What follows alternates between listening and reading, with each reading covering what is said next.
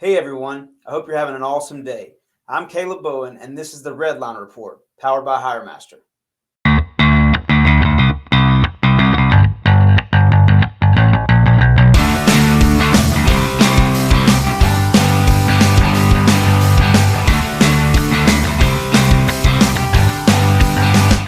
Diesel prices continue to soar as new light is being shed on the deficiencies within the crude oil refining industry. According to an article recently published by FreightWaves, the cost of refining oil has tripled since the start of the year, primarily due to a loss of refining capabilities both domestically and globally. As GasBuddy indicated, demand remains steady at relatively normal levels, and the inability to refine oil into refinished products, both gasoline and diesel fuel costs have exploded, with the average price for a gallon of diesel reaching another all-time high of $5.72 per gallon. Although the war in Ukraine and Russia's subsequent restrictions to sell crude oil is impacting fuel prices, the upward trend starting long before Russia invaded Ukraine, and it appears there is no end in sight for relief at the pump. New oil refineries in places like Kuwait and other global locations won't be online for months, and the impacts of those refineries won't be felt at the pump for months, if not years, after production begins. In response to continued inflationary pressures, the Fed raised interest rates last week for the second time this year, this time raising its benchmark interest rate by 0.75%. And more hikes in interest rates may occur in the near future, depending on the impacts of the current change in rates. Companies with cash on hand are the biggest winners, as higher interest rates discourage borrowing and spending money, which is already having an impact on employment. Several major corporations have pulled back on hiring, with many companies laying off staff in light of the changing market conditions. Higher interest rates will also make it more difficult for new entrants into the carrier segment, specifically truck drivers interested in becoming owner-operators, making it a great time to increase driver recruiting efforts. As carriers work to meet the high demand of freight, new regulations and technology aren't necessarily working to improve safety for drivers. In fact, in 2021, safety got significantly worse. In a report written by DAT, quote, the National Highway Traffic Safety Administration, or the NHTSA, projects that an estimated 42,915 people died in motor vehicle traffic crashes last year. That's a 10.5% increase from the 38,824 fatalities in 2020, end quote. Safety is a priority for everyone on the road, and all efforts are being made to increase safety.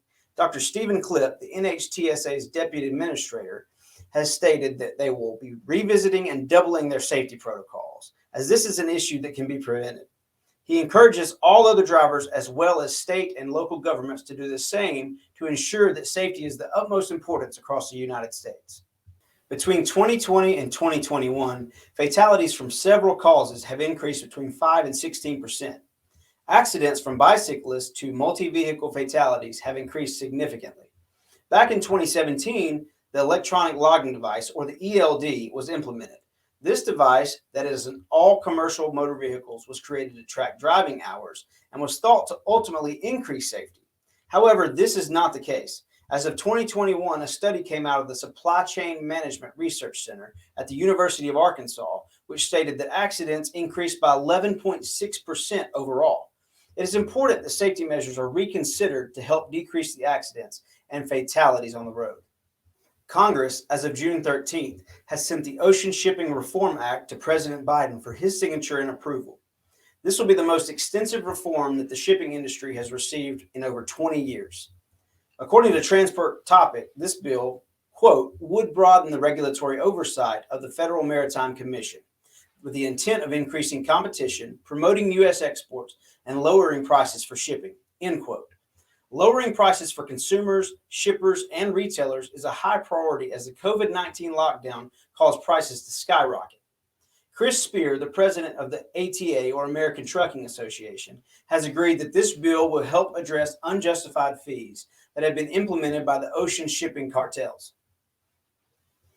Jonathan Eisen, the director of IMCC, stated in the past 2 decades the shipping industry has been dominated by 10 foreign-owned companies that have taken advantage of American truckers and consumers. These carriers, which have dominated the industry, will no longer be able to monopolize the shipping industry and provide balance as well as competition.